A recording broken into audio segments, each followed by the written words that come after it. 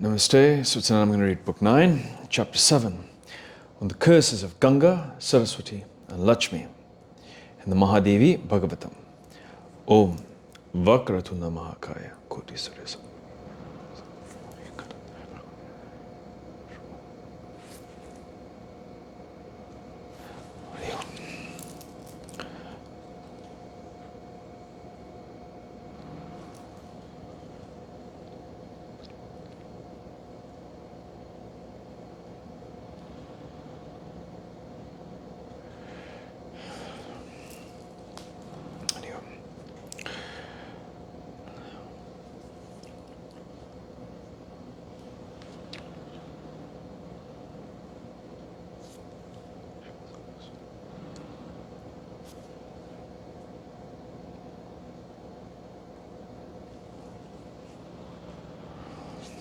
Hari Om Tat Sat.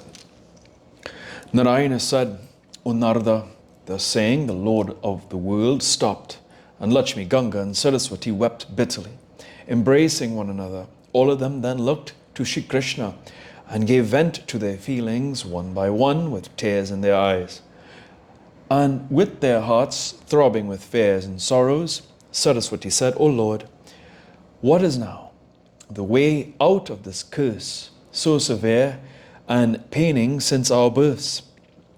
How long can helpless women live, separated from their husbands? O Lord, I certainly say that I will sacrifice my body when I go to Bharata by taking recourse to yoga. The Mahatmas always protect all the persons without fail. Ganga said, O Lord of the earth, why have I been abandoned by you? What fault have I committed? I will quit my body, and you will have to partake of the sin due to the killing of an innocent woman. He is surely to go to hell, even if he be the Lord of all, who forsakes in this world an innocent wife. Padma said, O Lord, thou art of the nature of Sattva Guna in fullness. What wonder then how thou hast become angry? However, let thou be pleased now with Saraswati and Ganga. Forgiveness is the best quality of a good husband. I am ready just now to go to Bharata when Saraswati has cursed me. But tell me how long I will have to stay there. After how many days I shall be able to see again thy lotus feet. The sinners will wash away their dirt of sins in my waters by their constant baths and ablutions. By what means shall I be freed again and get back to thy lotus feet? How long shall I have to remain in my part, the daughter of Dharma, Dvaja, at the expiry of which I will be able to see thee again? How long shall I have to assume the form of Tulasi tree, the abode of thine? O thou, the ocean of mercy, say, when wilt thou deliver me? And if Ganga have to go to Bharata by the curse of Bharata, when shall she be freed of the curse and sin? And when shall she see back thy feet? Again, if Saraswati have to go to Bharata out of Ganga's curse, when will that period of curse expire? How many days after shall she be able to come back to thy feet? Now be pleased to cancel thy order from them to go to Brahma and Shiva respectively. When Narada, thus speaking to Jagannartha, the Devi Kamala bowed down at his feet and embracing them by her own hairs of the bed, cried frequently. Now the lotus-naveled Hari, always eager to show favor to the devotees, smiled and with a gracious heart took up Padma on his breast and said, O Sureshvari, I will keep my own word. Also I will act according as you like, O lotus-eyed. Hear how the two ends can be made to meet. Let Saraswati go in her one part to have the form of a river and in her one half part to Brahma, and remain with me in Vaikuntha in her full parts. Ganga will have to go in one part to Bharata to purify the three worlds, as she will be urged eagerly to do so by Bhagirath.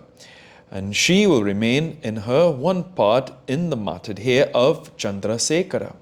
The Mahadeva with moon on his forehead obtained with a great difficulty, and so will remain there purer than her natural pure state, and let her remain with me in full parts, O Padme.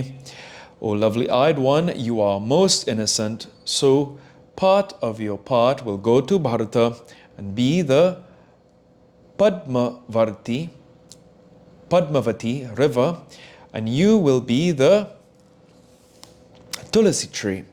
After the expiry of 5,000 years of Kali Yuga, your curse will expire. Again, you all will come to my abode. O Padme, calamities are the causes of the happiness of the embodied beings. Without dangers, no one can understand the true nature of happiness. The saint, worshippers of my mantra, who will perform their ablutions in your water, will free you all of your curse by touch and sight. O fair one, by the sight and touch, darshan, sparsan of my bhaktas, devotees, all the sacred places of pilgrimages in the world will be purified for uplifting and sanctifying the holy earth. My mantra pasakas, i.e. Sevas, Shaktas, Ganapatyas, etc., that are devoted to Brahma, all are residing in Bharata. Where my bhaktas reside and wash their feet, that place is undoubtedly reckoned as the holy places of pilgrimages. So much so that by the sight and touch of my devotees, the murderer of a woman, of a cow, of a Brahmin, the treacherous, and even the stealer of the wife of one's guru will be sanctified and liberated while living. Those who do not perform the vow of Ekadasi, who do not perform sandhyas, who are nastikas, atheists, the murderers, all are free of their sins by the sight and touch of my devotees. By the sight and touch of my devotees, those who live on their swords, pens, and the royal officials, the beggars in a village, and the brahmanas who deal in bullocks, are also freed of their sins. The traitors, the mischief makers of their friends, those who give false evidence, those that steal others' trust, properties, are also freed of their sins by the sight and touch of my devotees. Those who are foul-mouthed, bastards, the husbands and sons of unchaste women, are all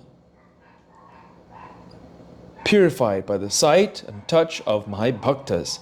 The Brahmin cooks of Sudras, Brahmins of an inferior order, who subsist upon the offerings made to the images which he attends, the village mendicants, those who are not initiated by their gurus, these all are purified by the sight and touch of my devotees. O fair one, the sins of those persons who do not maintain their fathers, mothers, brothers, wives, sons, daughters, sisters, the blind friends, the families of the gurus, the fathers-in-law, the mothers-in-law, are also removed by the sight and touch of my devotees. Those that cut the asvata trees, that slander my devotees, and the Brahmins that eat the food of Sudras, are also freed of their sins. Those who steal the Deva's articles, the Brahmana's articles, those that sell lac, iron, and daughters, those who commit Maha Patakas, Brahmahatya, Surapanam, Stiyam, Gurbanga,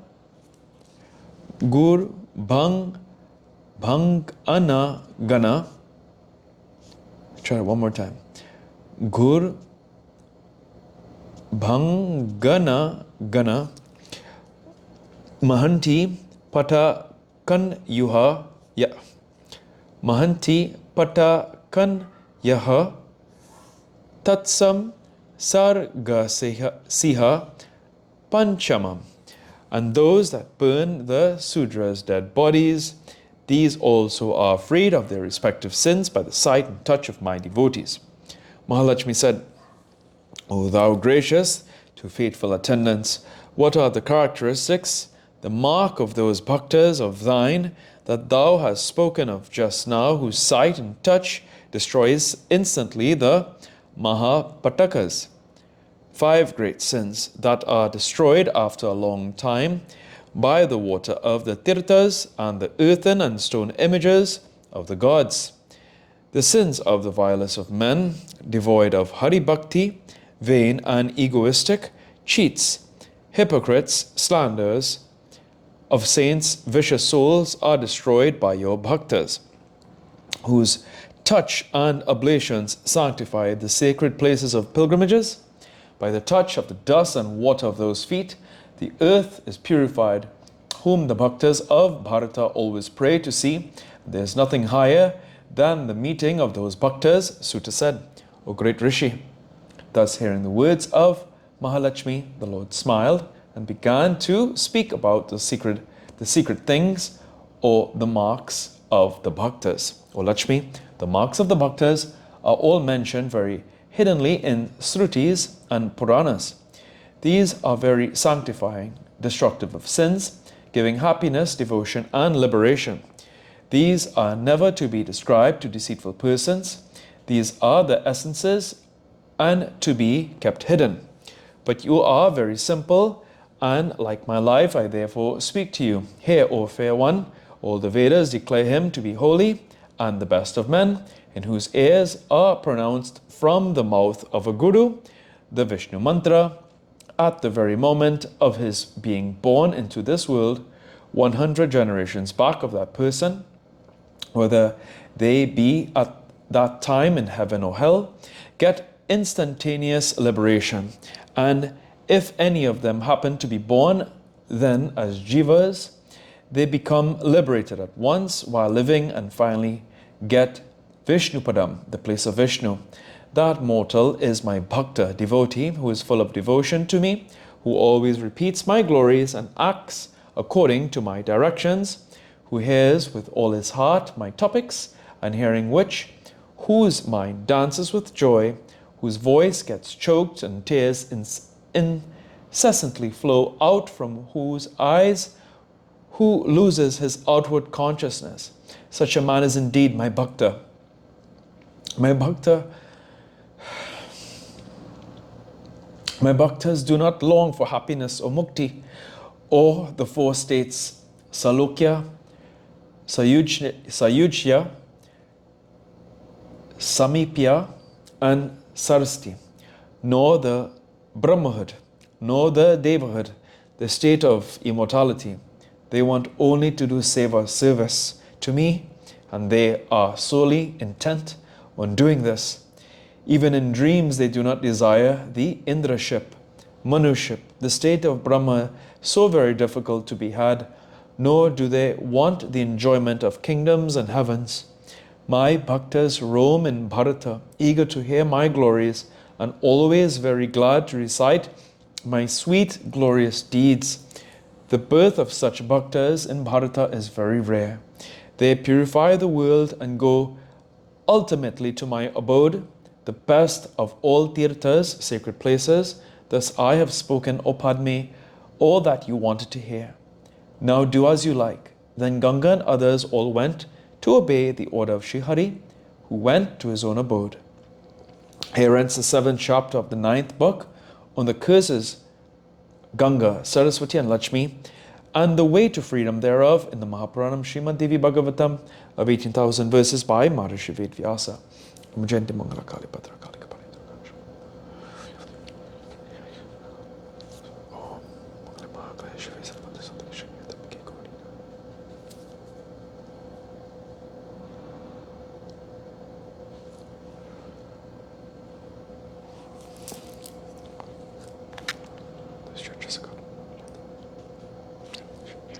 Hari Om Tat Sat.